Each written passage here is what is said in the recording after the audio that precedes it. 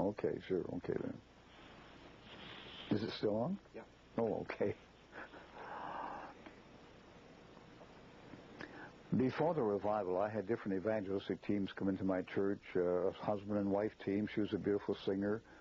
And before his conversion, his special thing was in nightclubs, he used to stand on his hands and tap with his feet on a board above his feet. And he didn't do that in the meetings, but he was a good preacher. And we had one fellow come, and he was a great song leader, trombonist. He used to train a choir every night, 40 people. He'd train a volunteer choir every night, and he'd preach good messages. And so we had different people come once or twice a year.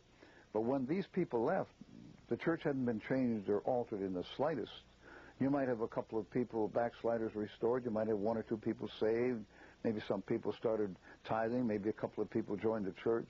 But it was certainly not revival or anything like it. And it got to the point where I just said, God, I'm not going that route anymore. I've had it. I'm not going to try this anymore. We have to have revival.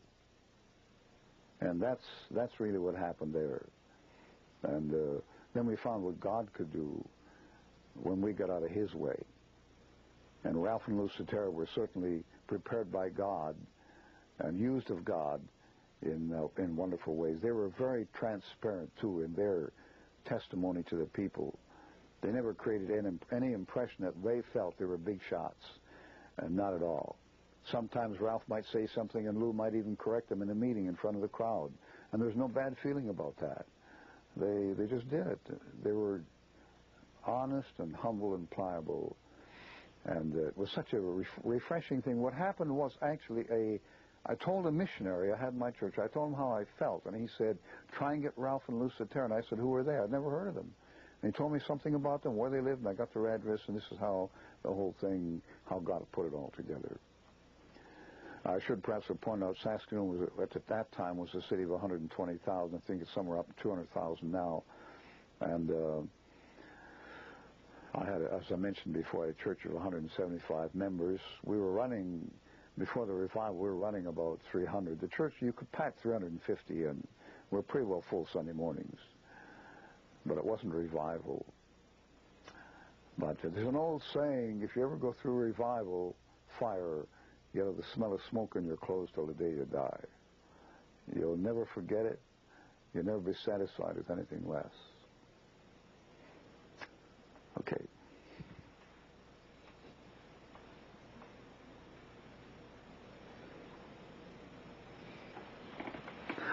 My wife and I had flown down to South America. We had a contact who had been a Kansas cowboy. He was a missionary with the Gospel Mission of South America, and Lyle Eggleston was his name, and he was my contact. And so we arrived in Buenos Aires. It's a city of 10 or 12 million, and nobody met the plane.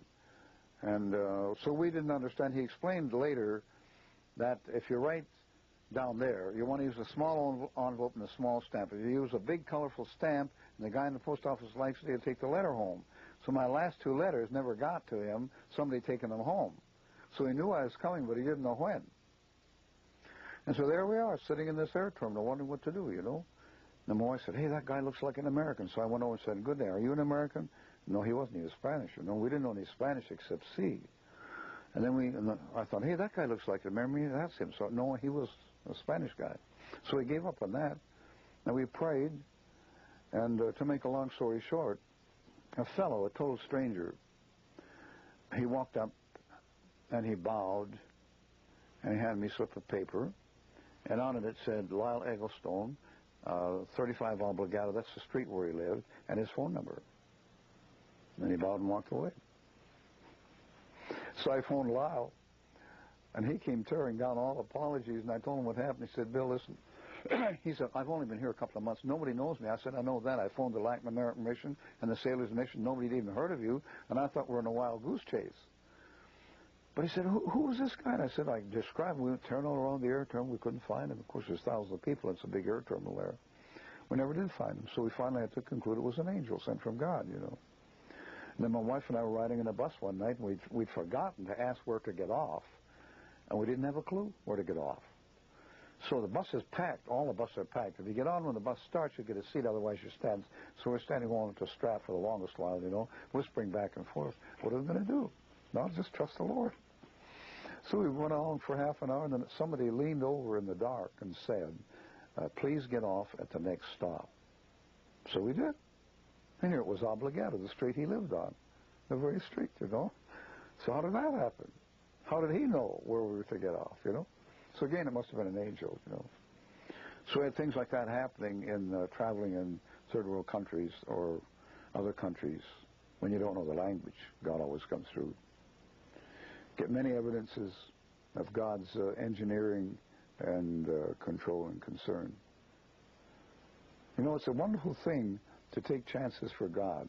You don't see anything much happen until you take some chances, you know. And he said, prove me now herewith. God likes to be proved. Okay. Sorry, one last can I ask you? Could you make one statement, you know, to the young people of today that, you know, haven't seen revival? You know, they're going in the direction of you know, church programs and different things. What we need to do, what you would feel that this generation needs to do if they want to see revival?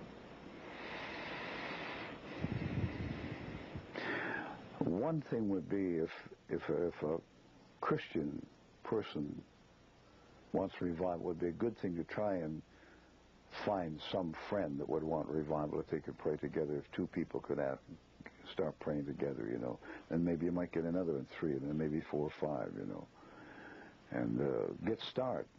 Like if 2 of you agree upon earth as touching anything they shall ask, it shall be done for them of my Father who is in heaven. And the word agree there, it's a musical term, symphoneo, from which we get the English word symphony. So if 2 people agree together, it'll be done. But I would say find someone else and start encouraging one another and praying for revival, and then try and get others in on this. In Steinbach, Manitoba, there was a revival in the Bible college there. I was in there later on for meetings. What happened was some girls got together and began praying for revival. And then more girls, and then more girls, and then more girls. It just got bigger and bigger and bigger. And then the staff heard about these prayer meetings late at night, thought they better check it out. So they checked it out, and they could see there was nothing wrong with it. It was good, you know. And so they let it go, just the girls, and praying sometimes till 12 at night. And then one day in the chapel service, God came and had a glorious revival, you know. It swept the whole school. And they said for years after that revival, they never ever had any problems between staff or this kind of thing in the school. That was all just cleaned up, you know. So we must have, Spurgeon said, our system will not work without the Holy Ghost. And he was absolutely right.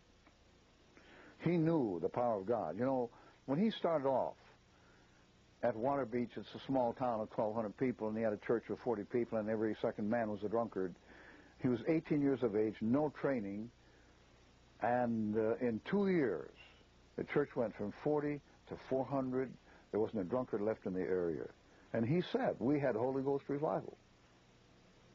When he moved to London, New Park Street Church, it was a building seating 1,200. They only had anywhere from 60 to 120 or so on a Sunday morning, and 5 in the prayer meeting. He was there 1 year, and there were 500 in the prayer meeting, and the church was packed to the doors. But he said, when I got to New Park Street Chapel, there was a small group of people who've been praying for years for revival.